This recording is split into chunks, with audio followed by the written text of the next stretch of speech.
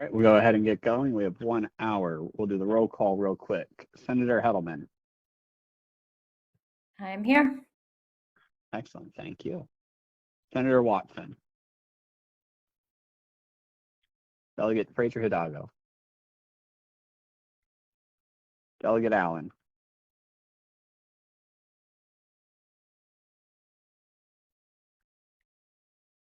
Rachel Jones. I'm MDA. stepping in for Rachel. It's Allison. Thank you, Allison.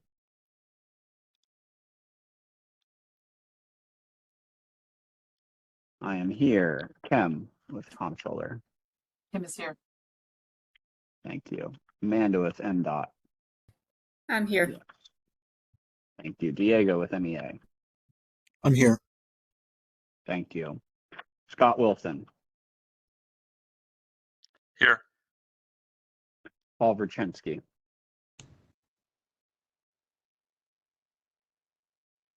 Did see Paul on earlier. Paul, if you're having mic problems, you can just drop something in the chat. Josh Cullen. Here. Matt Chen. Here. Awesome. We have quorum. All right. So thank you everyone for stepping in to do this subsequent meeting to try and make sure we get through all the issues. I had previously circulated a list of what we're going to agree or disagree on today that will go into the final report, just so everyone knows where I'm at. After we do this vote, I'm going to be working on finalizing the report. My hope is to have that in your hands by Wednesday, Thursday at the latest. We will then meet next Monday to walk through that report. If anyone has any substantive edits they think need to be made, please be ready to discuss those so that we can then agree to file the report next Friday. Before I get going on the topics that we need to cover today, are there any questions? All right, I'm going to go ahead and share my screen. And then also for today, we are going to use the chat feature to do the votes. My understanding is the hands don't show up unless you're looking at the participant list directly. So I'd rather that be recorded in the chat. That would also make it easier for me counting where things are at. All right.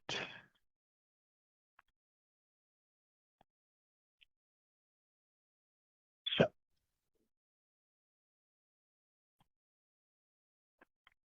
And I did receive some members' votes ahead of time, so I won't hold anyone to what was sent merely as thoughts. So we'll have that discussion now. I think there were 5 or 6 of us that had previews. So we'll go ahead and get going. The first issues are consumer standards that have to do, the first 2 have to do with effectively payment methods such that customers can pay at the EV site. Where we had previously been is that the implementing agency should have authority to oversee different payment methods at charging stations, and that they should strive to be consistent with the NEVI, Federal Highways Administration, and other national standards. I did ask members to determine if this should encompass all EVSE or only the publicly funded chargers. I will note that California's law does require contactless payment methods and toll-free or text messaging to initiate a charge. This is only for stations that are installed on or after July 10th, 2023.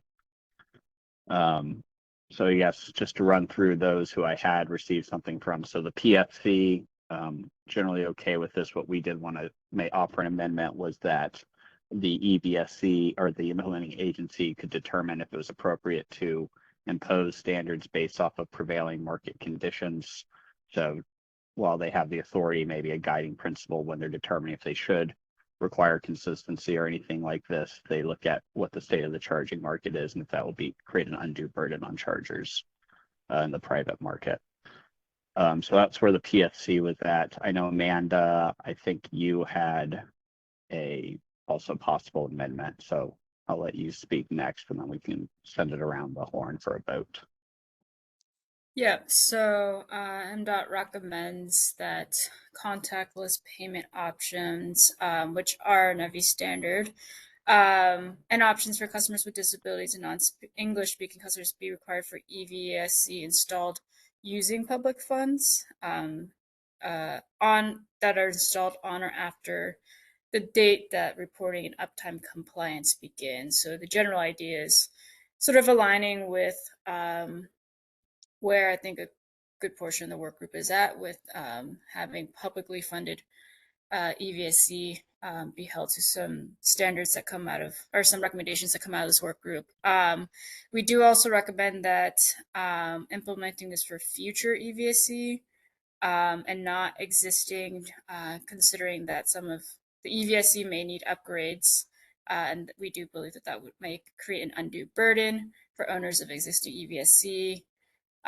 Just also want to note that, again, per NEVI standards, contactless payment options are a minimum secure payment method for customers with disabilities. So just really emphasizing how that aligns with federal standards. And then we recommend that the implementing agency be given the ability to assess the state of the market before imposing these standards upon all other EVSE to avoid undue burden.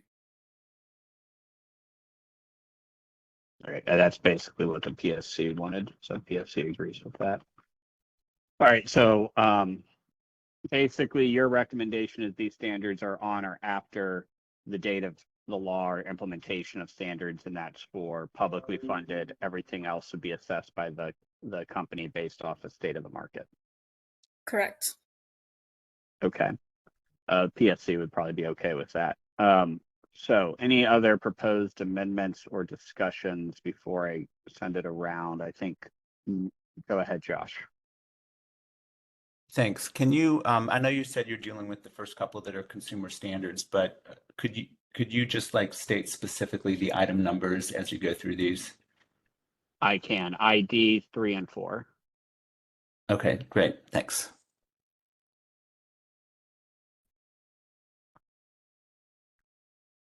Matt, Chen, I think in your comments, you had a statement along the lines of align with California, or your statement aligned with NEVI? You're on mute if you're speaking, Matt, with Blink.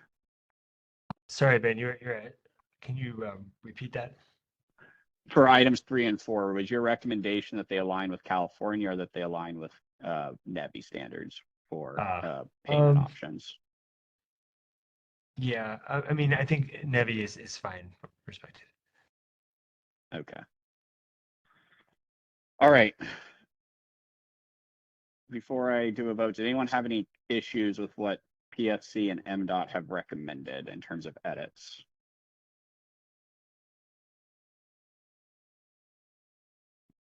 All right, go ahead, Scott. Oh, yeah, I guess I just had one question. So contactless payment methods, does this include payment through the app where you've already loaded your credit card into the app and then you activate the charger through the app? That could, but I think, because that's a very common method.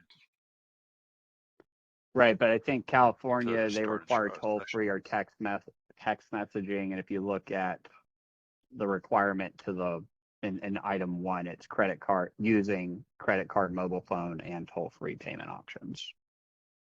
So it's not just apps. Yeah. Okay. Matt, go ahead. Yeah, and not to belabor the point, but the CARB some years ago had set a requirement that chargers should have an EMV chip credit card reader, and after the NEVI standards were released, they essentially then went into legislation, rolled that back, and aligned by requiring contactless credit cards as the minimum standard for that.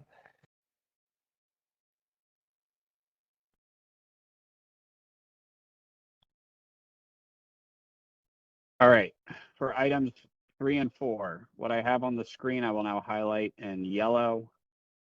That is what I'm proposing we vote on. Give you all a minute to read it.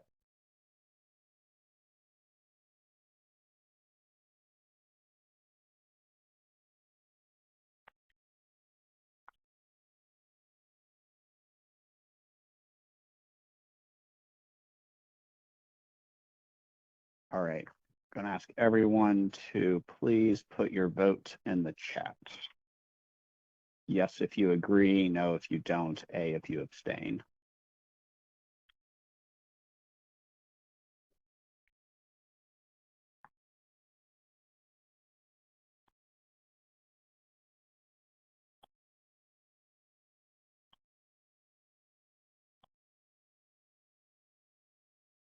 Josh, I like how you did that. We'll do it that way going forward.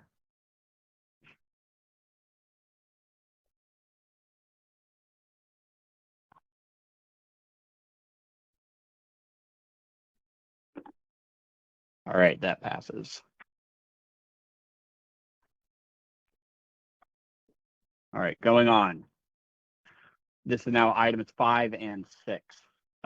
This is the prohibition of requiring a company from requiring membership to use a charger, but you would authorize an EV service provider to still offer subscriptions. So basically, memberships to use a station or membership at a station is still acceptable, but you are not obligated to have one to be able to use a station. The proposal was give legislative authority to oversee, and then once again striving to be consistent with NEVI, and indicate this should encompass only publicly funded. Oh, and I also need members to determine if it's going to encompass only publicly funded or all EVSE.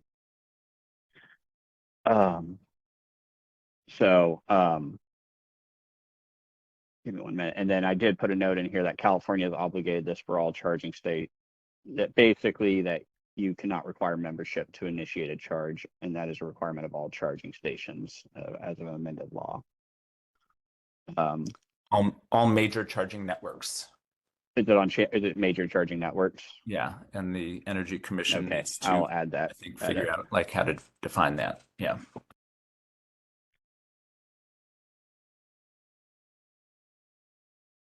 Thank you for that clarification.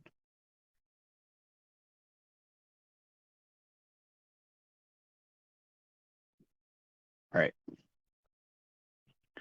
So go ahead, Josh. Thanks, Ben. To your question about does this apply to publicly funded, publicly facing, all? Is that something we need to establish that language for? I was going to recommend the PSC was in the same position it was on the previous one, which was for privately funded stations, that there be an assessment of the market by the implementing agency to determine if it would create undue burden. So I would probably recommend doing the same thing that we did with the MDOT language, which is implementing agencies should be given the ability to assess the state of the market before imposing these standards upon all other EVSE to avoid undue burden. Okay, thanks. That would be my recommendation as an edit. But yes, we do need to make that determination. Okay, Senator. For the concern is that you would want it edited to be more specific, or are you saying you don't like the language and therefore don't have the that basically just require it for everyone?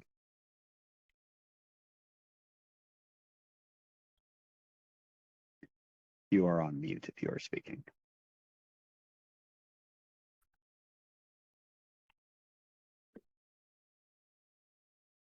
Okay, got it. We'll note your concern. So I will take a separate vote on that. Others, are you concerned with that open-ended language? Okay, needs better parameters.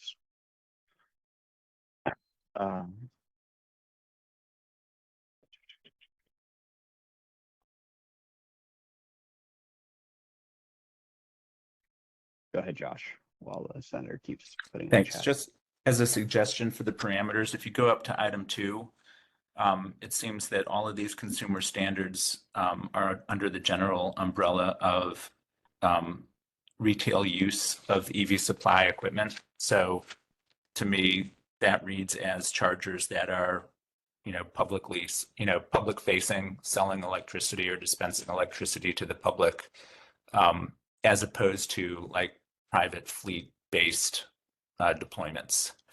And so for those, I could see how, and there are a number of companies that are like focused on supporting medium and heavy duty trucks and like having subscription services for those vehicles. And so this kind of network roaming language might not be a good fit for those applications, but as a parameter for, along the lines of what Senator Hedelman is suggesting, I think, public facing retail use, I think for me, at least, that's a reasonable parameter for this, for number 5. Okay. So let me make sure I got this right. So to make sure we've got retail use locked down. So on the retail use parameters here, are you saying, so like how would I put it? Like commercial chargers where maybe they enter into agreement where like 3 different companies can access those chargers, maybe those are exempt, or are you saying no, those are not exempt?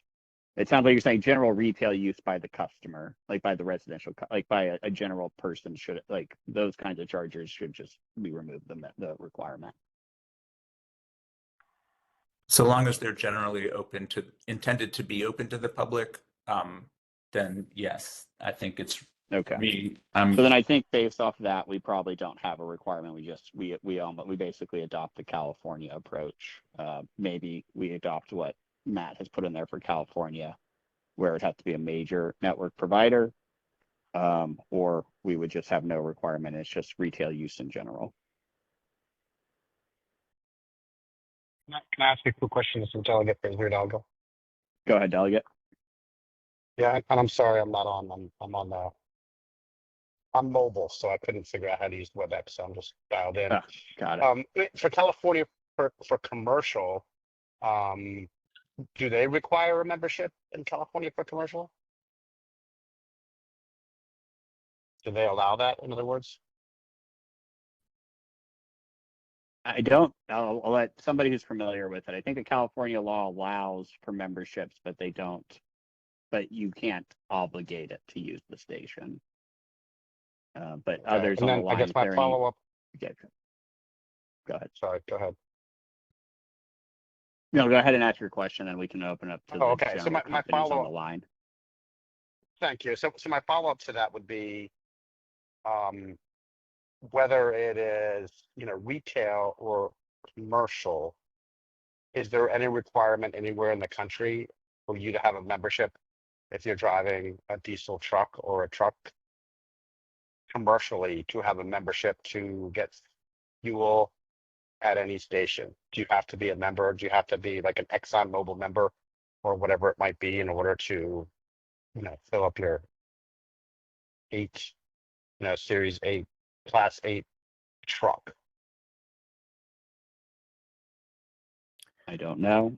Can anyone speak to that? So Go I ahead, could ju- Olivia. Go Okay, ahead. Josh, and then I'll go to Olivia. I'll defer to Olivia. Okay, go ahead, Olivia. I mean, there is, for the medium and heavy duty space, there is what's commonly referred to as shared charging. And it is a subscription somewhat based model, but there are other services that are provided. So I would say that because that sector has specific requirements, like they will reserve, for example, chargers for a certain period of time. And those chargers aren't exactly considered public, like, so there's a variety of different business models. So I think this issue may be addressed into what you consider public charging versus what may be, shared charging. And I was feeling kind of comfortable with the definitions of how you had sorted out the applicability and the criteria of public charging and what that meant, that those types of business models that are unique, didn't fall into the definition of public charging. Okay, thank you. Yeah, I'm just, trying to make sure we are or we're not inadvertently, doing apples to apples, or when we should be doing to some degree apples to oranges. So thank you very much for that, because Yeah, it's very that's what I was trying to suss out. Like, what's the I was trying to suss out, like, why should we make this any different than, you know, regular fossil fuel gas? And that is a very, very good reason. So thank you. I'm good. Thank you.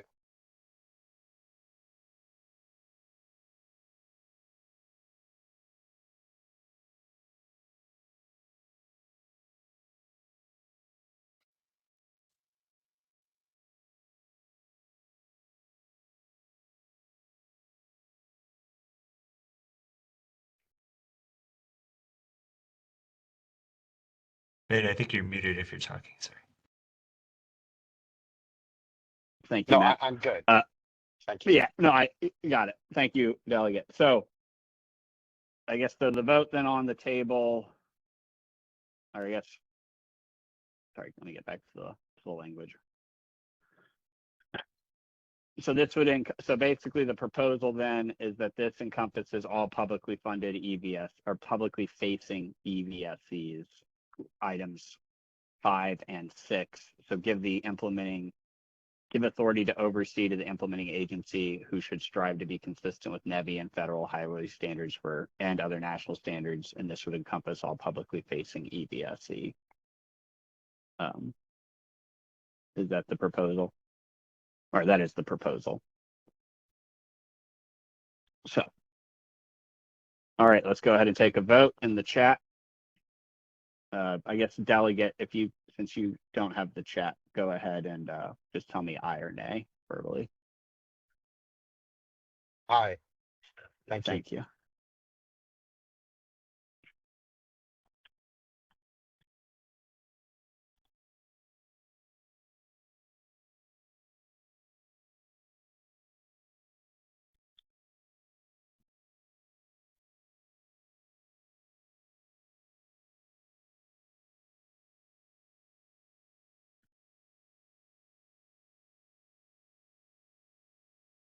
All right, that's majority.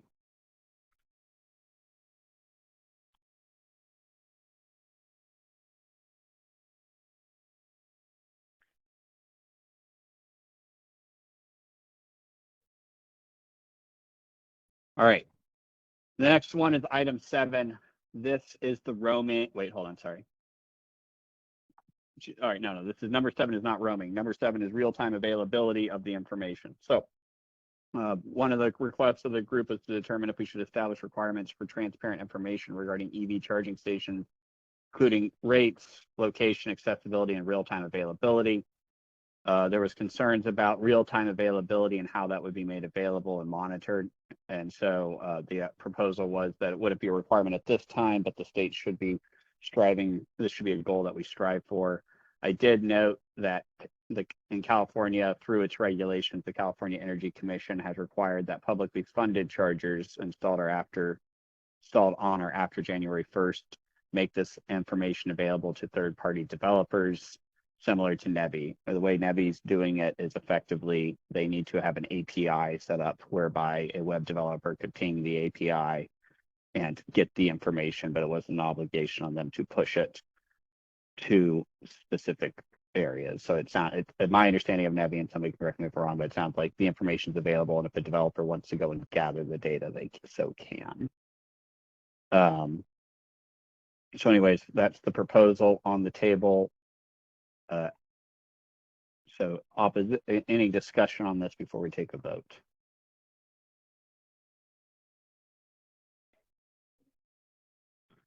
Quick question. Go ahead, delegate. Thank you. So does that mean that there is a requirement in California, but there would not be a requirement for public facing chargers to have an active real-time availability? So what we're saying is we'd like them to, but there's not a requirement, but there is a requirement in California. Is that the fair synopsis of what you just stated, or am I wrong? The only difference in what you stated is only in California, it's only for publicly funded, and it's stuff that was installed on or after January of this year. But otherwise, your summary is correct. Okay. I guess I'll throw this out for fresh meat for everybody to discuss. But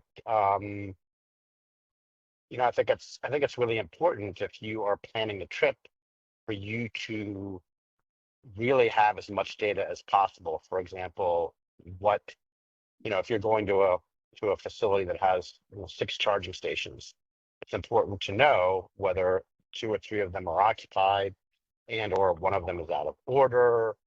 And I think that could ultimately influence whether you pick that charging station or that charging facility. If you know that out of those stalls, most of them are already full, then I think that's important to know, because then you won't even stop there. You won't even waste the electrons to go to a facility that's already booked up. So I'm not sure. I guess I'm just kind of throwing that out for everybody else.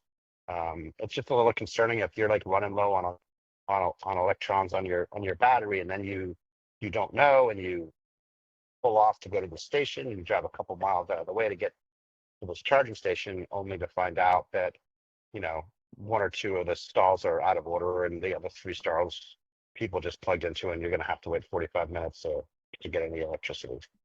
And I'd like to hear what everybody else has to say about that. Delegate, on that, do you want to recommend that, just because I want to make sure we're moving forward on the votes too, do you want to recommend that we make this a requirement for, I guess, the 3 groupings? 1, everything. 2, publicly funded going forward. It's basically I guess one option is we do it for everything. One option is we do it as California has done it, or third, other, just so to help kind of guide us to a decision like the next 2 to 5 minutes. Okay, so my initial thought, thank you for that. My initial thought is that it should Yeah. be for everything. I mean, it should be, publicly funded. It should be private, because people need to know that data. They need to know whether to waste their time going to a charger or not. But with that said, I am open to conversation about this, and kind of leaning toward, at the minimum, the California standard. They're a bit ahead of us, and they've probably had a lot of these conversations already. So I would say minimum, I would lean toward the California standard, but at any rate, we should have a conversation about it being everybody. And I will leave it there Okay. and let everybody talk. No, thanks Thank for you very that. much. Yep, Scott, and then Amanda. Yeah, I would agree with Delegate Fraser Hidalgo. I mean, as far as going with, California is kind of working this out, but this is kind of what PlugShare is doing, and PlugShare is crowdsourced. But on road trips that I've used, and PlugShare is not always correct, but on road trips that I've used, you look ahead of time, you gather intelligence on PlugShare, like when the last time it was used, and then sometimes PlugShare will say that the charger's available, and you get there and it's not, but it goes the other way also. I've seen where PlugShare says it's not available, and you get there and it is. And then you look on the individual network website, and you kind of survey these information sources, and it's imperfect, but you kind of have to do that. I've noticed, ideally, we're all used to, instant information in our fingertips all the time, and it's not always like that. So with charger availability. So I would just kind of do what the delegate says and just follow California. I'm not sure if you make a requirement of accurate data, then you have to measure that and enforce it, and that's difficult, I think. Okay, thank you, Amanda. Yeah, I just wanted to, I guess, thread the needle with the minimum reporting standards that we recommended in the Schramen, which included information upon registration to be reported, like location, if there's a fee to charge. I did note that those minimum standards that MDOT originally recommended in the Schramen did not include whether a site is accessible. I'm assuming item 7 is the detail and accessibility is about for users with disability. But I think MDOT recommends including that information that was in the Schramen, the minimum reporting standards, to be made available to the public. We do recognize that real-time availability and potentially real-time charging rates will be more difficult to do immediately, and that's where we defer to the statement that says it should be a goal that the state strives for, but may not immediately be possible. Okay. Other discussion on this?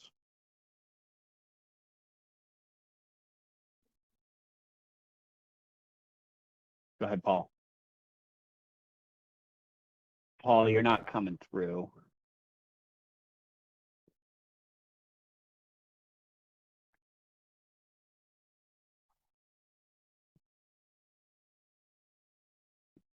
Okay. Can you try calling in, Paul?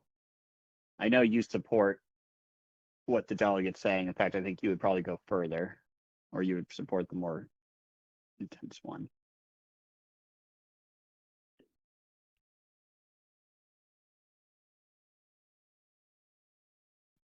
Okay, so Paul, you would support requiring real-time availability of information across for everyone.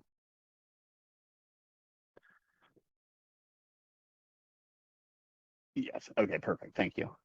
Josh.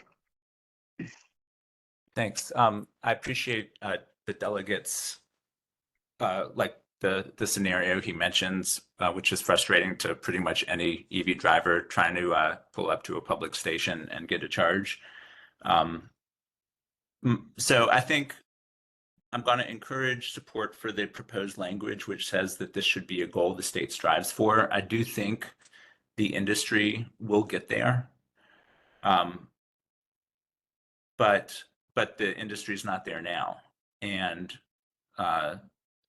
without belaboring this discussion too much, the way I'm seeing this report or recommendations is like we're all trying to move the ball down the field, you know, and we can kind of nudge and encourage the industry, but we want to avoid getting too far ahead and then just you know, having it be counterproductive. So yeah, I'll just leave it at that. Okay. All right, so we need to take a vote. I'm going to. All right, so let's take it from most restrictive up to least restrictive. I know, Paul, you would like to see this across everything, so that would be your proposal. And then delegate, do you want me to put as an amendment forward, or do you want to put as an amendment forward the California model if that vote fails? Yeah, and I guess the other thing that I could live with at the moment, because I think that, you know, there is a long way, you know, the industry, there's a long way to go to get where it needs to be. I like the California standard. I think that if we could, even in one of the amendments, just add the term strongly suggests or strongly supports, just to make sure that there's an emphasis on the idea that I believe this is exactly where the industry needs to go. The sooner the industry gets there, the better off it's going to be, not only for the industry, but everybody else. But I'm cognizant of the fact that the industry is bifurcated in many ways, and it's going to take some time to get there. I'd like to see the language stronger and or to the California. So I'll support the California standard. And then if that doesn't go and the other doesn't go, then I would just I would like to amend to strongly, just throw Okay. the word strongly in there somewhere. Thank you. All right, so we'll start with Paul's recommendation that it applies to everyone. Please, this is item 7. Please put that in the chat if you support that, yes or no.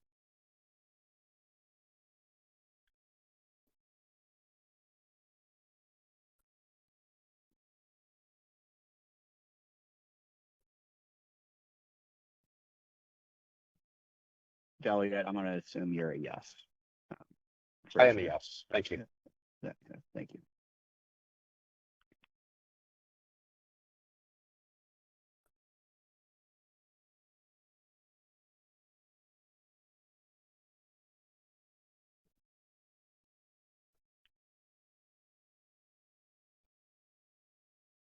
Sorry, Ben, can I clarify? Go ahead. We're voting on whether the statement in red for item 7 applies to everyone, or that it's effective immediately.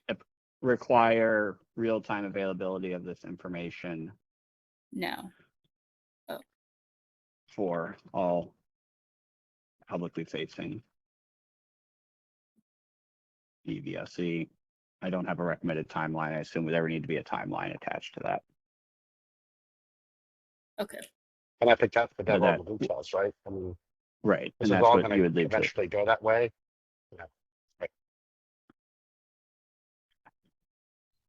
Right. So, all right. So that is for 7. That's 1, 2, 3, 4, 5, 6 yeses across. Let me see how many members we have. 1,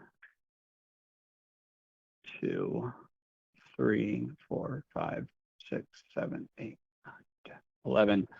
That is a majority of yeses, so that carries. All right. So what I have in yellow, require the real-time availability of this information for all publicly EVSE. I guess I would strike the state in the report that because that would be now a requirement. All right. So I guess the next question is are you all okay leaving this as implementation timeline to be determined by the implementing agency as they figure out the details for, and is this going to be only going forward public installed charging? So I guess let me there's some devils in the details that now need to be worked out. So I guess the first proposal to make this easier, leave this to the implementing agency to figure out how to make it work, and that they decide if it's going to be prospective or retrospective to everything. Anyone have issues with that statement?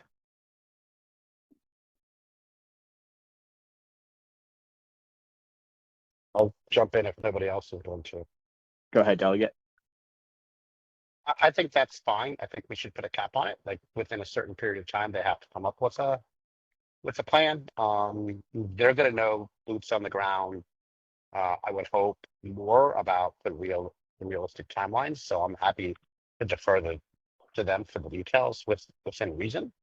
So and I don't know what that is. If that's like a come up with this process within 2 or 3 or 4 years, something like that. I know there are some people that are nervous about that, but I didn't say before, but I will say now that when you take into consideration how slowly things move, this is not something that's going to happen exactly next session or within 6 or 8 months. This is going to be law. This is what's going to have to happen.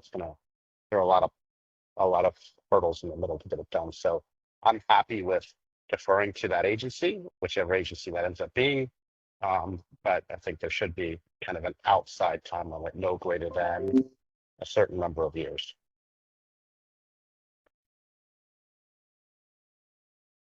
Okay. And then do you want that to be for prospective stations only or all stations? All stations, eventually Okay. all stations. If they decide they want to stage it, that's fine. Like I don't want to micromanage them.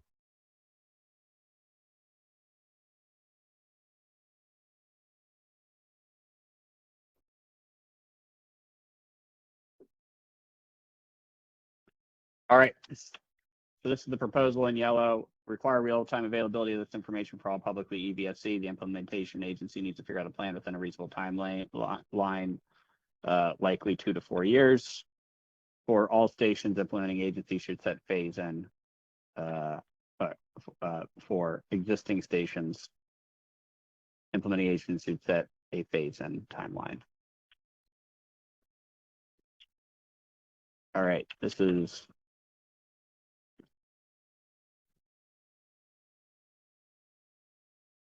all right. Do So we go wanna have ahead. Go ahead. I think I said, do I we was want to gonna have take a a vote on that. proposed outside? Do we want to have a proposed outside cap, or how does the body feel about that?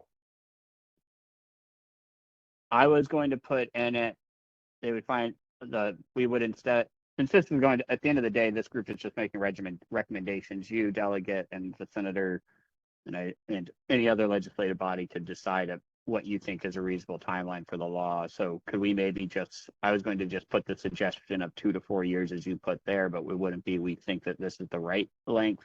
That would be left for you all to think of as the policy that you want when you get to it, when you write the law over the next year or two. Yep, that's great. That's perfect. Thank you. Okay. All right, so let's go ahead for 7, revise 7. Go ahead and take your vote.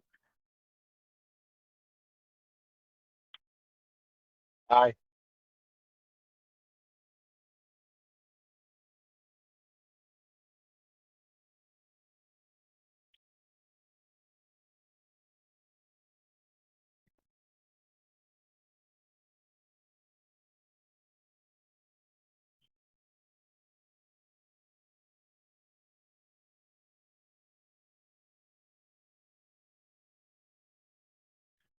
All right, that's major. Allison and Rachel, like only one of you can do the voting. I see.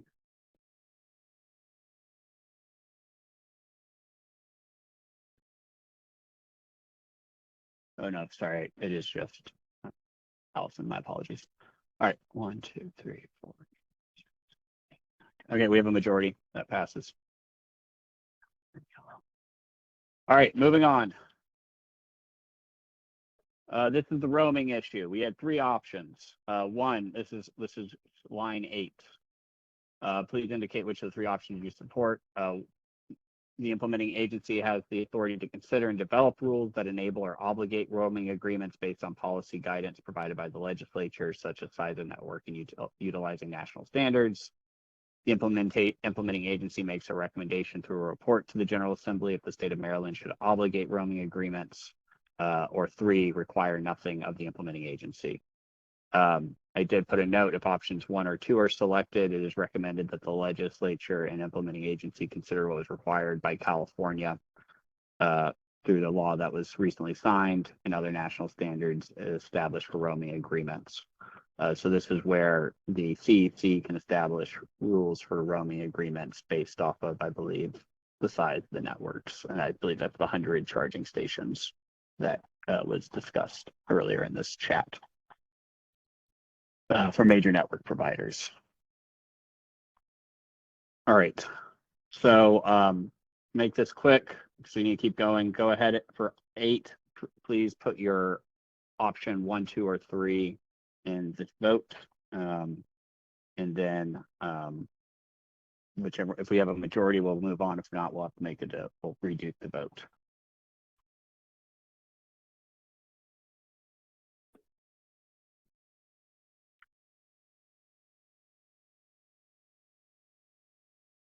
Really? Are we doing?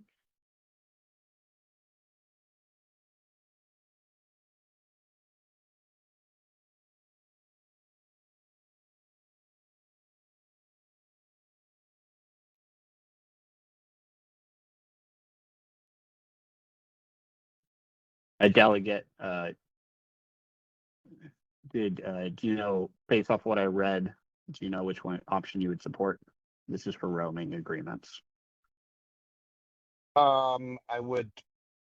I don't have it right in front of me, and I'm not sure which option it was, but the one that had mandatory or some version of mandatory roaming agreements. Okay, so basically Like setting up a requirement for it. Yes, please. Thank you very much. You're welcome. All right, I believe option 1 has the majority. I'll do the count. 1, 2, 3, 4, 5, 6, 7, 8. Option 1 is the winner. All right.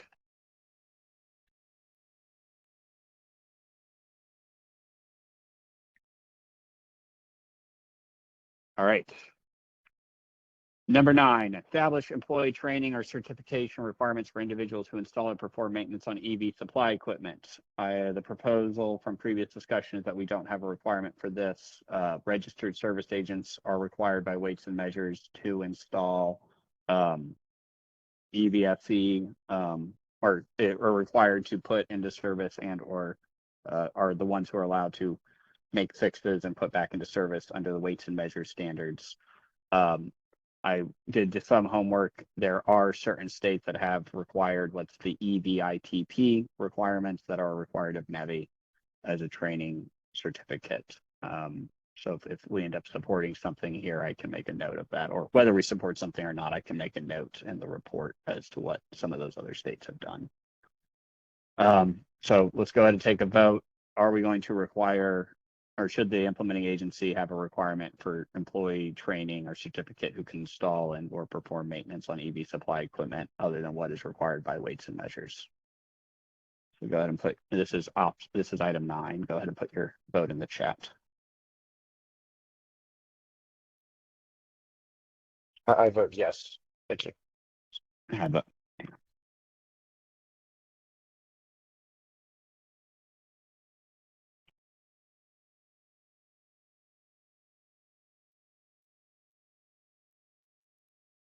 So I guess I should be clear. Yeah, DFH, yes, for requiring training. That is correct. Yes, Affirmative. thank you. Thank you.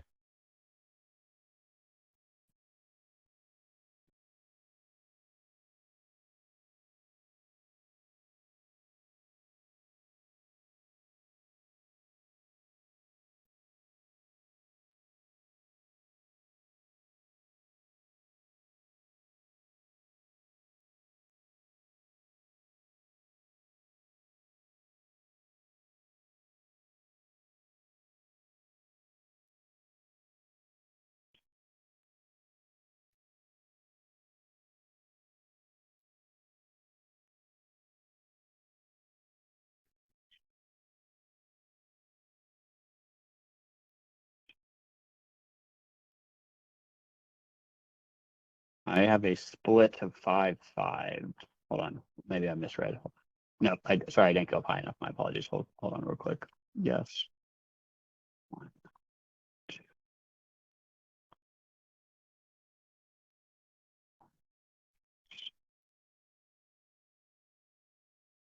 Yeah.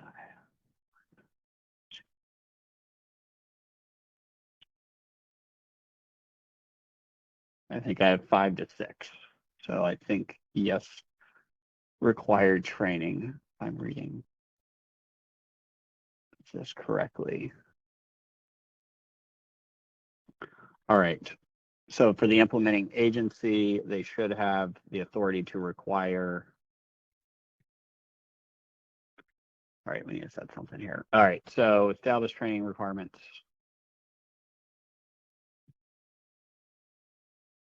All right, so do members want to require something? Do you want to require EVITP or require the implementing agency to evaluate national standards and put something in place based off of what are national standards in NEVI?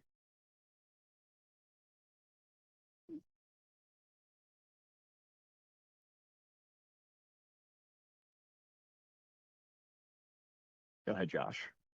Thanks. Could I just throw some meat out there for people to chew on, as the delegate mentioned earlier?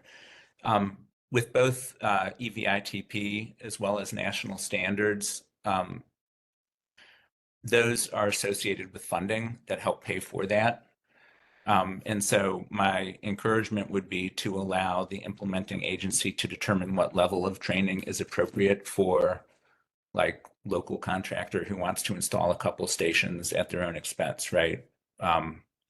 It's all has to do with my concern about imposing too many burdens and costs on the market. Thanks.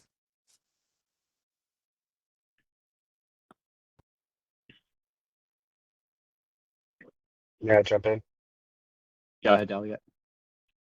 So basically what Josh is just saying is it's basically authorizing legislation to allow whatever agency, whatever department does it to determine the best way to move forward. Is that what he's proposing?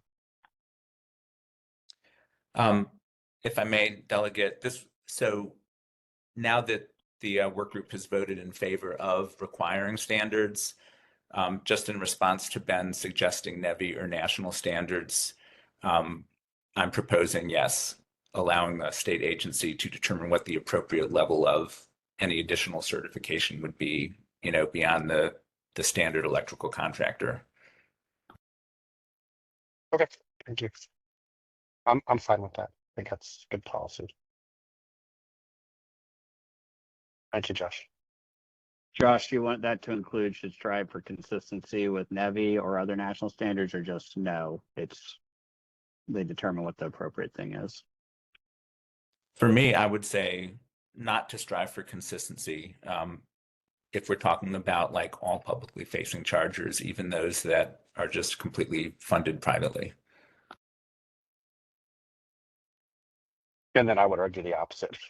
I would argue there should be some level of consistency across the country just to make it more uniform and easier to go from one state to another.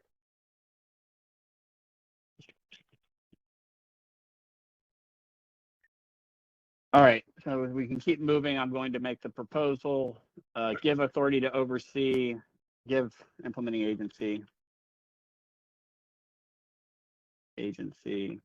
authority to oversee for all publicly facing chargers. Implementing agency should determine what the appropriate level of certification should be. They should strive. They should strive to be consistent with NEVI or with NEVI and or other national standards as appropriate. Is that a yes or no to that proposal? Go ahead and drop your Yes, in the chat.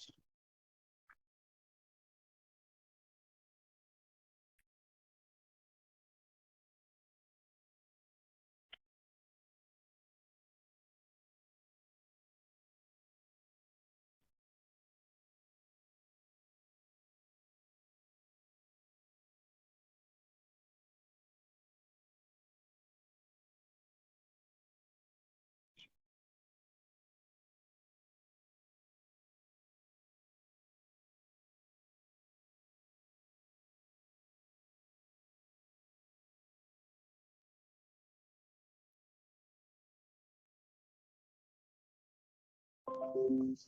All right, that's a majority. Yes to yellow.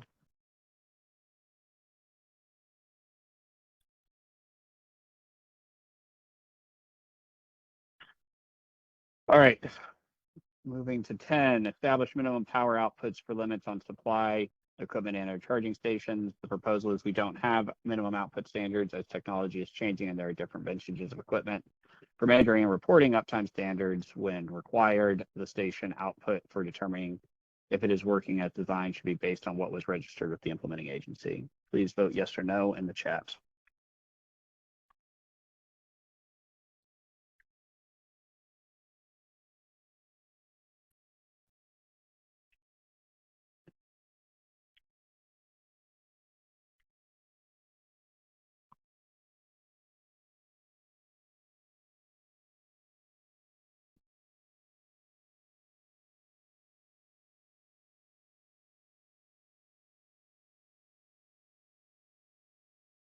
And I vote yes. Thank you. Thank you. No, sorry, thank you. All right, that's a majority. Moving on. Submission of reports to various implementing agencies. I wrote down, and this would be to the Office of the Comptroller, the PSC, and Alternative Fuels Data Center. I wrote down if an implementing agency needs information for EVSE to implement its regulations, then they should be allowed to require reporting. Matt with Blink, I know you oppose this. Can you just express your concern? I mean, it just simply follows the strawman framework where we, respectfully disagree with that, part of it. And so this just follows on from there. Okay, because you oppose the need for reporting for, I thought you supported DC fast charging reporting, or do you oppose that? I think under the current circumstances, no, we can't support. Sorry. Okay, no, that's fine. Just need to know. Yeah. All right. So because of the framework, you oppose it. Correct. All right. Any other concerns? Okay. Sorry. Thank you, Senator. Let's check. All right. Let's take a vote on items 11 through 14.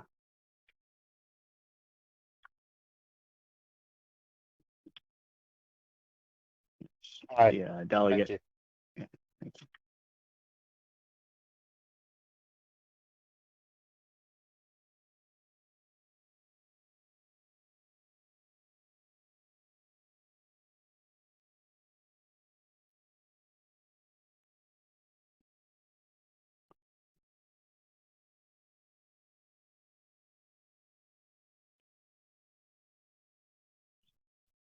Okay, majority, yes. All right, we are at time. Can members stay on to try another like 20 minutes to try and wrap this up?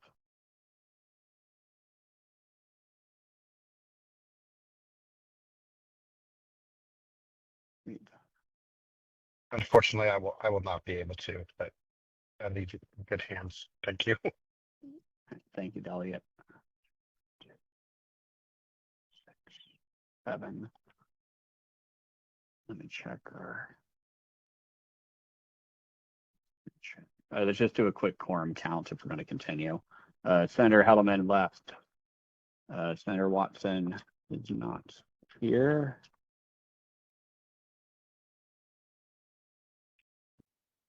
Delegate Rachel Dago. Delegate Allen. Allison on behalf of MDA. I can stay until 2:30. Okay, I can stay. Kim, Yes, Kim can stay. Amanda, Yes. Diego. Oh, you have to drop now. Scott is a yes. Paul.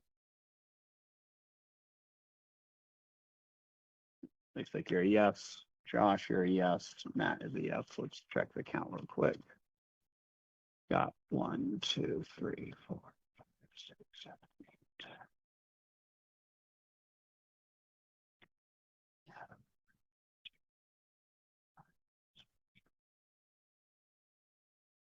All right, we can continue. All right. Running through this. This is row 15, establishing labeling requirements, enable implementing agency to determine what additional information should be disclosed at the charging station. Minimum disclosure should include MDA weights and measures requirements. Any discussion before we take a vote?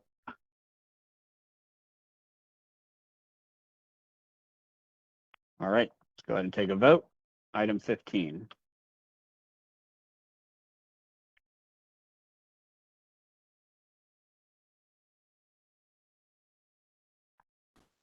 That's a majority of members left. All right. All right, requiring uptime of, sorry. Let me also, I'm going to save this before I lose it.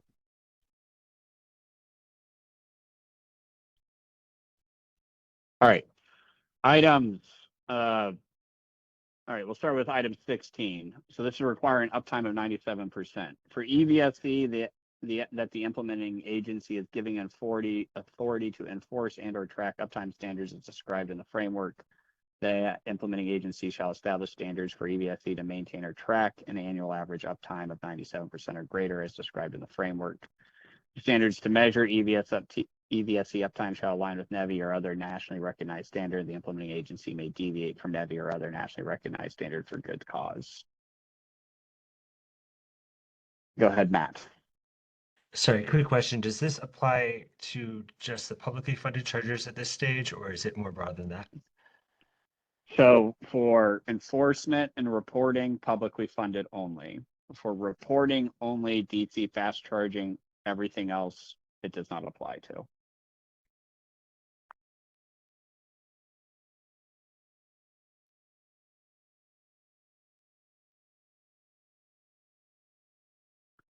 Matt, was that, do you want to have any additional discussion? No, that's helpful. I just wanted to clarify before I vote. Okay. Thank you. All right.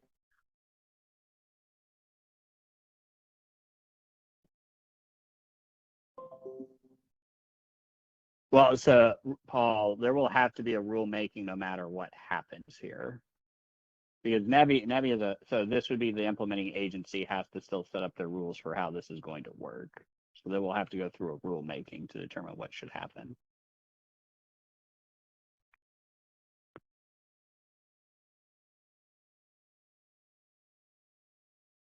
Well, Paul types, go ahead, Josh.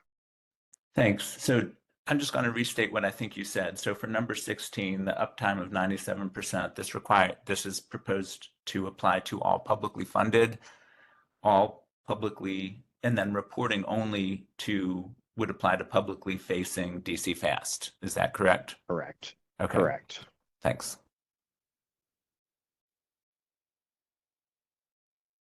We'll give Paul another minute to type and then we'll take the vote.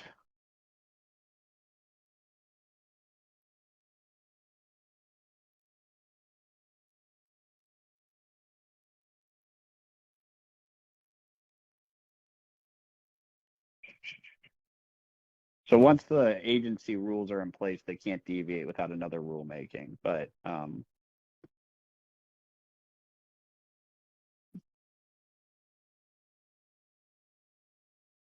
okay, so I guess Paul, do you just type yes or no? Do you want me to propose an edit where the implementing agency may not deviate for good cause?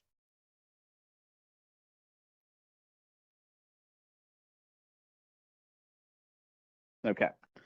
Take a vote real quick. Do members want to strike the ability for the agency to deviate from NEVI for good cause? Go ahead and take your vote.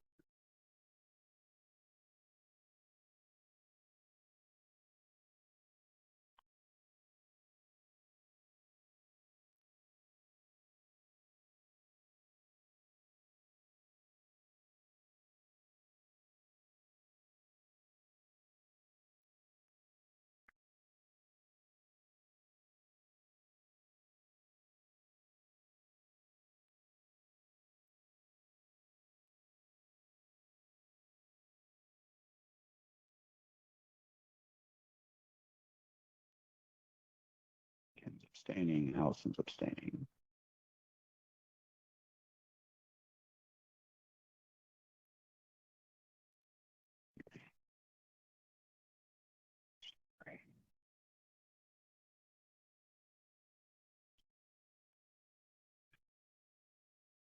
Right, of the remaining members. There's 8 remaining.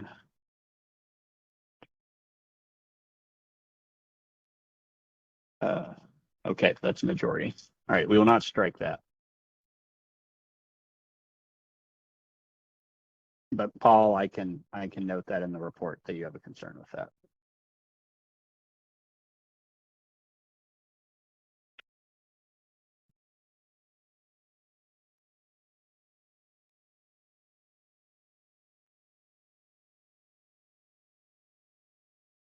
All right, now take a vote on number 16 unaltered. Yes or no?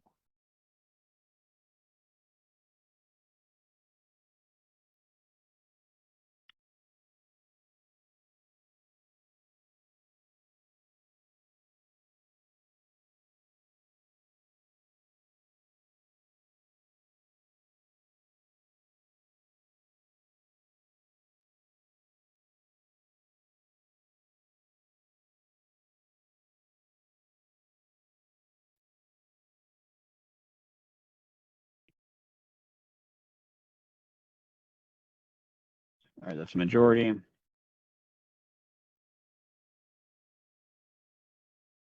All right, items 17 through 18, I have proposed in the report that will summarize how these are issues in terms of how the PSC has dealt with it and how MDOT to implement the measures. But the advised the implementing agency consider how the state sorry, let me just read it. For the upcoming report, we will summarize what was done by MDOT and PSC to implement uptime measurements, advise implementing agency, consider how these state agencies implemented their uptime standards relative to NEVI standards, but do not put the specifics in legislation as those are details that can change. Since we are allowing for deviation, these are all things where the PSC did have some forms of deviation, I will note. or had to specify specifics on those issues where maybe it was unclear from the NEVI report. Alternatively, we can go through and make recommendations, all of them, if that's what members would like to do. So let's take a vote on the just summarizing first, unless somebody wants to discuss.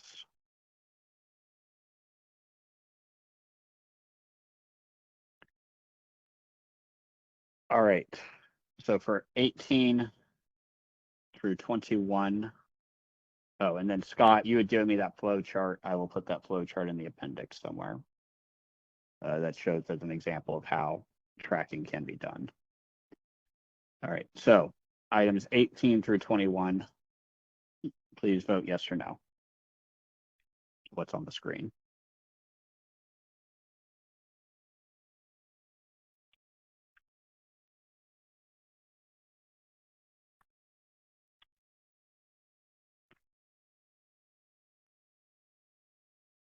All right.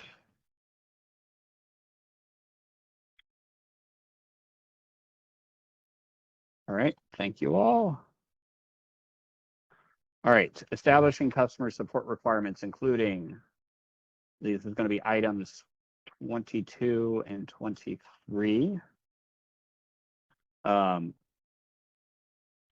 So basically, establish support requirements, including labeling requirements for providing customer support information on an EV charging station. Is what I put down is we would recommend that the implementing agency require this information be labeled on an EV station in terms of how somebody can contact customer support. Discussion.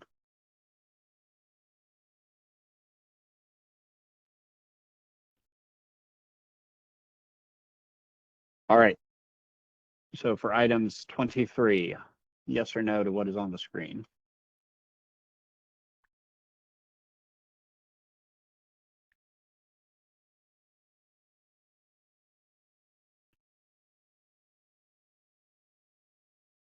Excellent. All righty. Next one. Establishing customer support requirements for minimum hours of operation for general services needs, providing or dispatching customer assistance. So this is line items 24 through 26. The recommendation on the screen is leave to the business to decide minimum hours of operation for customer service for stations, but do require disclosure. If they receive financial incentive, then they shall operate for the hours that are in their contract. Discussion.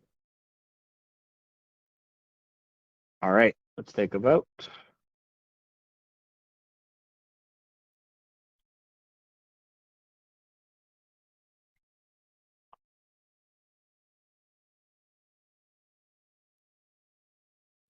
All right.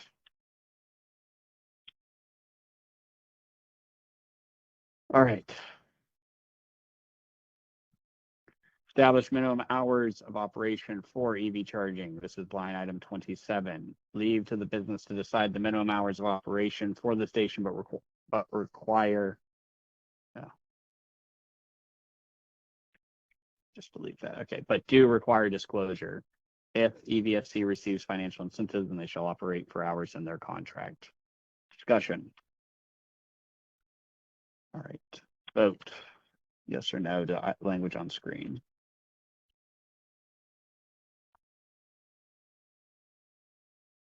All right. All right. Next one.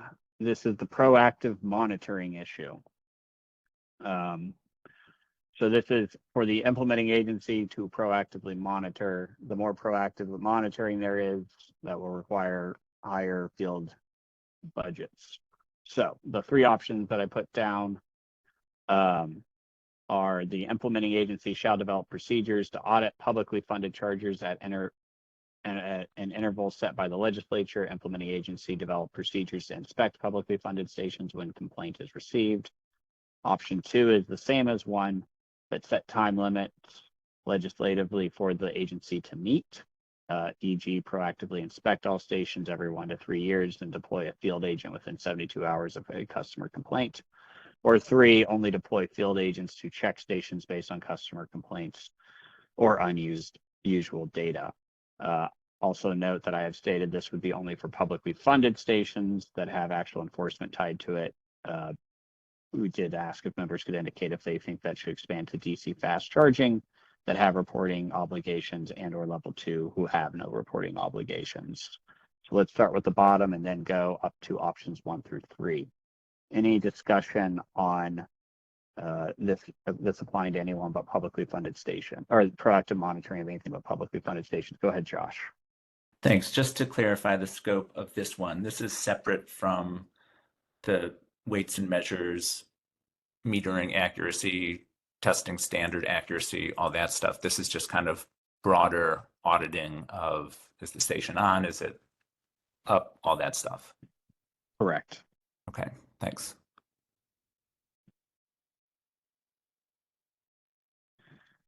All right. Other discussion. All right, I'm going to take this in 2 parts. First, to figure out if we're going to go broader than just publicly funded, and then 2, to go through the options. All right, so please write yes if you support this to only be for publicly funded stations, or no if you think it should be broader. And if we determine if it's no, then we will discuss how broad.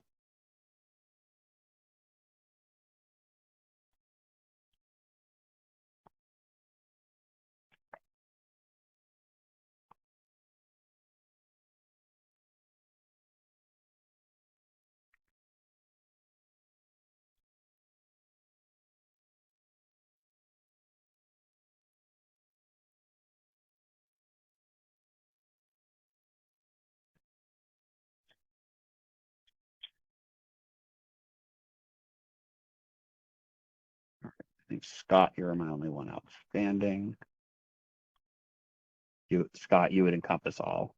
And Paul, would you also encompass all?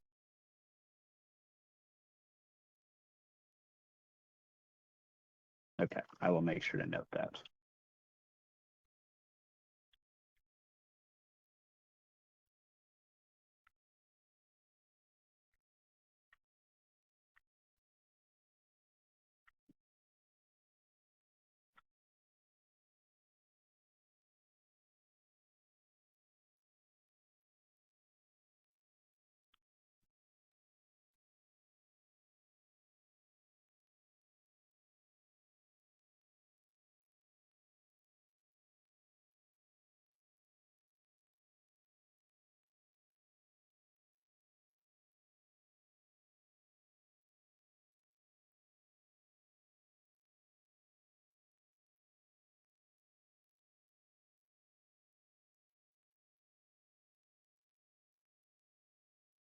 All right. All right, now next issue, options 1 through 3. Implementing agencies shall develop procedures to audit publicly funded stations at an interval set by the legislature. Implementing agency develop procedures to inspect those stations when a complaint is received. Same as option 1, but there is legislative limits set for the agency. E.g., you need to do it every 1 to 3 years and deploy a field agent every 72 hours. Or 3, only check stations based on customer complaints or unusual data. Please vote for options 1 through 3 in the chat.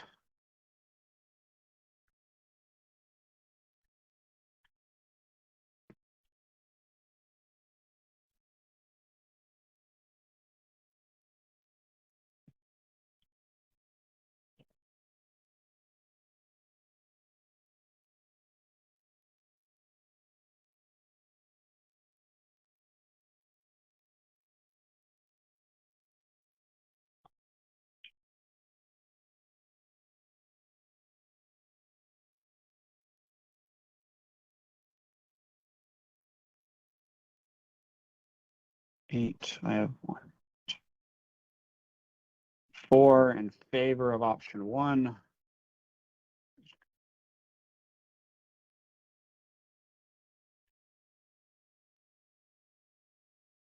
2, 3. Option 2.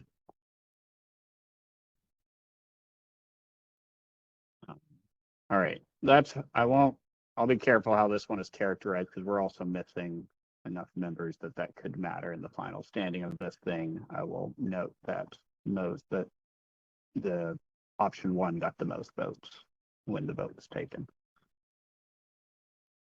All right, moving on to line item 29, establish standards. We've already made this determination. This is the issue regarding NIST Handbook 44 and establishing standards and procedures. This is where there's agreement about having a public comment period and October 1st versus July 1st, which we discussed last meeting. All right, going on to 30, which is establishing standards of use for effectively connector types. One was combined charging, the CCS chargers, and another is the North American Charging System, the Tesla standard. The proposal is the implementing agency does not need to establish standards that charging stations use specific connector types for uptime and reliability purposes. What matters is the equipment is operating as designed. Basically, keep it technology agnostic. Discussion. Edits. All right, let's vote. 30 through 32. Yes for what's on the screen or no for what is on the screen.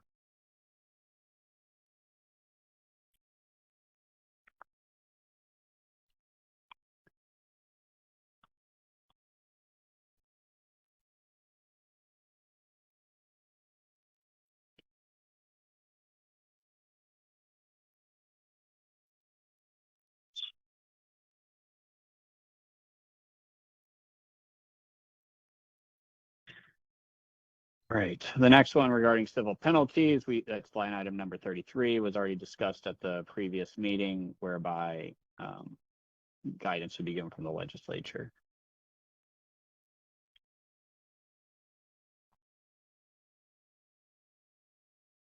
All right, Amanda, do you want to vote on that, or is that just something I can put in a footnote in the report?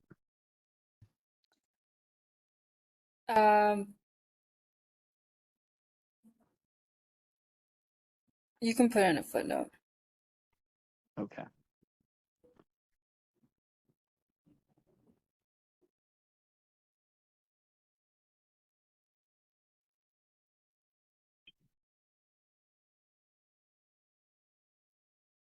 All right.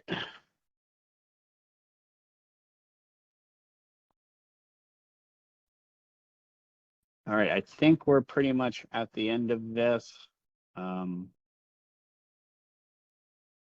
Because to give deference, so items 34 and 35 were direction given to us on those items above on what we should be considering. The delayed applicability date for EV supply equipment was discussed at the previous meeting, and we've already determined who these regulations should or should not apply to. All right, other discussion before I open it up for public comment. All right. Non-members, if you'd like to speak, go ahead and raise your hand and I'll call on you.